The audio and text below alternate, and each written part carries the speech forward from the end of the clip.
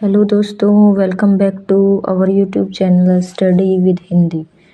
आज मैं कराने वाली हूँ आपको व्याकरण से संबंधित प्रश्न, जो कि बहुत ही महत्वपूर्ण है।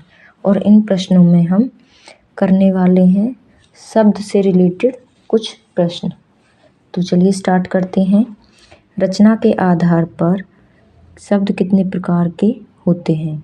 तो रचना के आधार पर शब्द 3 प्रकार के होते हैं, यानी कि ऑप्शन नंबर बी हमारा सही होगा। नेक्स्ट क्वेश्चन है, जिन शब्दों का कोई भी खंड सार्थक नहीं होता वे कहलाते हैं।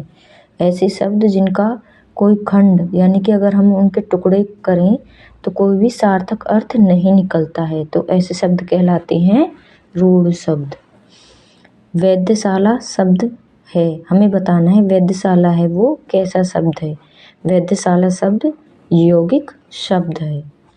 जो शब्द किसी विशेष अर्थ में प्रयुक्त होते हैं उन्हें कहते हैं, यानी कि उन्हें क्या कहते हैं? जो किसी विशेष अर्थ में प्रयुक्त होते हैं उन्हें योगरूढ़ शब्द कहते हैं। रूढ़ शब्द का चयन कीजिए। हमें रूढ़ शब्द का चयन करना है कि रूढ़ शब्द कौन सा है। रूढ़ शब्द होगा हमारा ऑप्शन नंबर डी, यानी कि गरल। निम्नलिखित शब्दों में से सही यौगिक शब्द को चुनिए। जो यौगिक शब्द है उसको हमें चुनना है कि निम्नलिखित में से कौन सा यौगिक है। तो हमारे पास जो ऑप्शन दिए हैं उनमें से ऑप्शन नंबर बी सही आंसर होगा, यानी कि ऑप्शन नंबर बी सहपाठी। 2 या 2 से अधिक सार्थक शब्द खंडों के योग से निर्मित होने वाले शब्द डैश कहलाते हैं, यानी कि 2 या 2 से अधिक जो सार्थक शब्द हों, जिनका अर्थ निकलता हो, ऐसे शब्द खंडों से के योग से, यानी कि ऐसे शब्दों को मिलाने से जो नया शब्द बनेगा वो क्या कहलाएगा? वो कहलाएगा यौगिक, यानी कि ऑप्शन नंबर ए हमारा सही आंसर होगा। रूढ़ शब्दों को अन्य किस नाम से जाना जाता है? हमें बताना है कि रूढ़ शब्द को हम अन्य क्या नाम से जानते हैं। तो ऐसे शब्द जिनके टुकड़े ना हो सकें, खंड करने पर उनका कोई सार्थक अर्थ ना निकले, वे रूढ़ शब्द होते हैं। और ऐसे शब्दों को ही मूल शब्द भी कहा जाता है। पीतांबर, लाल फीताशाही और चारपाई शब्द निम्न में से किसके उदाहरण हैं? तो ये उदाहरण हैं योगरूढ़ शब्दों की। निम्नलिखित शब्दों में से किस शब्द का सार्थक खंड नहीं हो सकता? हमें बताना है कि जो ये शब्द हमें दिए हुए हैं इनका सार्थक खंड, यानी कि उन्हें अगर अलग किया जाए तो उसका कुछ भी अर्थ नहीं निकलेगा। तो ऐसा शब्द होगा घोड़ा, यानी कि ऑप्शन नंबर बी हमारा सही आंसर होगा। नेक्स्ट क्वेश्चन हमारा होगा दोस्तों, देश में जन्मा शब्द क्या कहलाता है? यानी कि देश में जन्मा शब्द क्या कहलाता है? तो ऐसा शब्द विदेशी कहलाएगा, आगत कहलाएगा या देशज, या इनमें से कोई नहीं। तो जो देश में जन्मा शब्द है वो देशज कहलाएगा। गाड़ी शब्द क्या है? विदेशी, देशी, आगत या विदेशज। तो जो गाड़ी शब्द है वो हमारा देशी शब्द होगा। विदेशी भाषा से आए शब्दों को क्या कहते हैं? देशी, देशज, आगत या यौगिक। यानी कि जो विदेशी भाषा से हमने ग्रहण किए हैं ऐसे शब्दों को क्या कहते हैं? तो दोस्तों ऐसे शब्दों को कहते हैं आगत शब्द। निम्न में से मुस्लिम शासन के प्रभाव से आया शब्द है। हमें बताना है कि मुस्लिम शासन के प्रभाव से कौन सा शब्द आया है।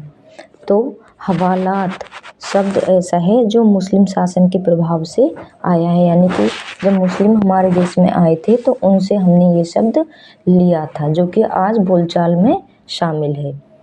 निम्नलिखित शब्द समूहों में से देशज शब्द का उदाहरण है। अब हमें बताना है इनमें से देशज शब्द का उदाहरण कौन सा है। तो हमारे पास जो ऑप्शन नंबर ए होगा वो देशज शब्दों का समूह होगा। नेक्स्ट क्वेश्चन है, निम्नलिखित शब्द समूहों में से विदेशज शब्दों का उदाहरण बताना है। तो जो ये हमारे पास ऑप्शन है इनमें से ऑप्शन नंबर डी सही आंसर होगा। एहसान और कमाल, यानी ये विदेशी शब्द है। निम्नलिखित शब्दों में से फारसी शब्द का उदाहरण बताना है। फारसी शब्द का उदाहरण होगा आवाज़, यानी कि आवाज़ है वो फारसी का शब्द है। नेक्स्ट क्वेश्चन है अलमारी शब्द है, हमें जो अलमारी शब्द है वो बताना है किसका है, अरबी का, फारसी का, पुर्तगाली का या पश्तो का। तो जो अलमारी शब्द है, अलमारी जो शब्द है वो है पुर्तगाली शब्द। नेक्स्ट क्वेश्चन है फ्रेंच भाषा का शब्द है, हमें बताना है कि फ्रेंच से कौन सा शब्द लिया गया है। तो अंग्रेज जो शब्द होगा वो फ्रेंच भाषा का शब्द होगा। उर्दू, कलगी, ताश किस भाषा के शब्द हैं। तो ये सारे शब्द हैं तुर्की भाषा के। अगला क्वेश्चन होगा हमारा दोस्तों, संस्कृत में ऐसे शब्द जिन्हें हम ज्यों का त्यों प्रयोग में लाते हैं कहलाते हैं। ऐसे शब्द जो संस्कृत से ज्यों के त्यों ही ले लिए गए हैं उन्हें तत्सम शब्द कहते हैं। उन्हें क्या कहते हैं दोस्तों, तत्सम शब्द। नीचे दिए गए विकल्पों में से तत्सम शब्द का चयन करना है। तो हमें जो शब्द दिए हुए हैं उनमें से तत्सम यानी कि जो संस्कृत का शब्द होगा ऐसा शब्द छांटना है। तो ऐसा शब्द होगा दोस्तों वो धूम। नीचे दिए गए विकल्पों में से तद्भव रूप क्या है। जो शब्द दिए गए हैं उनमें से तद्भव का चयन करना है कि उनमें से तद्भव शब्द कौन सा है। तो ऐसा शब्द होगा मूल। दोस्तों ज़्यादातर जिस शब्द पर चंद्र बिंदु होती है वो हमेशा तद्भव शब्द में ही आते हैं। मतलब 90% यह चांस होते हैं कि जो चंद्र बिंदु वाले शब्द होते हैं वो तद्भव शब्द होते हैं। नेक्स्ट क्वेश्चन है वानर का तद्भव रूप क्या है। तो हमें बताना है वानर का तद्भव रूप क्या है। वानर का तद्भव रूप होगा बंदर। दर्शन का तद्भव रूप क्या है। दर्शन का तद्भव रूप होगा ऑप्शन नंबर बी, यानी ये वाला दर्शन, इसमें रह पूरा आ जाएगा। निम्नलिखित में से कौन सा शब्द तत्सम है। अब हमें तत्सम बताना है कि कौन सा है। तो तत्सम शब्द होगा उद्गम। निम्नलिखित में से कौन सा शब्द तद्भव है। अब हमें तद्भव बताना है कि तद्भव कौन सा होगा। तो जो बिच्छू शब्द है वो तद्भव शब्द होगा। निम्नलिखित तत्सम तद्भव में से कौन सा विकल्प अशुद्ध है। अब हमें अशुद्ध विकल्प बताना है। तो हमारे पास ऑप्शन है नृत्य, नाच, श्रृंगार, सिंगार, चक्षु आँख और दही, दधी, दही। तो इनमें से जो सही आंसर होगा तो वो होगा दोस्तों ऑप्शन नंबर सी, यानी कि चक्षु आँख। पहचान का तत्सम शब्द क्या है। जो पहचान शब्द है उसका तत्सम शब्द बताना है हमें कि क्या होगा।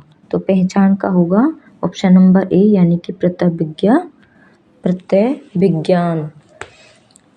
निम्न में से कौन सा शब्द तत्सम नहीं है।